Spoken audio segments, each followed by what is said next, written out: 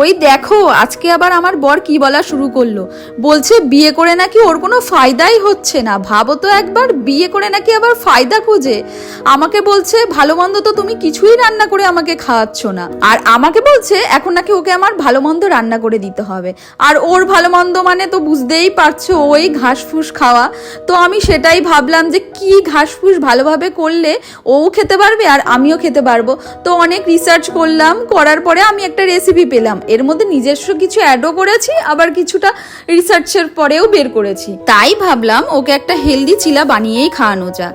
তো সেই মতোই আমি প্রথমে পালং শাক আর ধনেপাতাটাকে আমি খুব ভালোভাবে ধুয়ে নিয়েছি।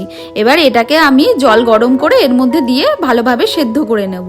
এবার এটা সেদ্ধ হয়ে গেলে একদম চিল ওয়াটারে এটাকে তুলে নিয়ে আমি দিয়ে দেবো।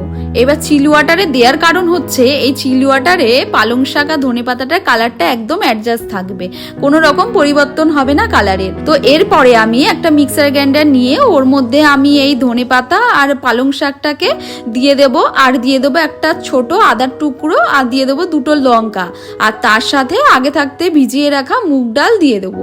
এবার ভালোভাবে এটাকে মিক্সড করে নেব। এবার ভালোভাবে মিক্সড হয়ে গেলে এবার এটাকে একটা বাটির মধ্যে ঢেলে নেব। তো বাটির মধ্যে ঢেলে এবার এর মধ্যে আমি সামান্য পরিমাণ নুন দেব। এবার আগে থাকতে গ্রেট করে রাখা পনিরগুলো আমি দিয়ে দেবো।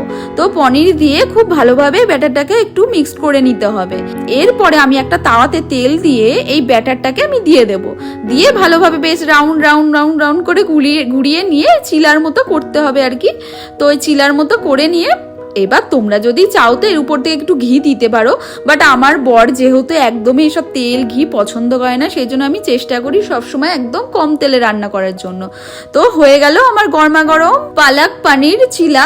এটা অবশ্যই তোমরা ট্রাই করে দেখো, আশা করি তোমাদের খুব ভালো লাগবে।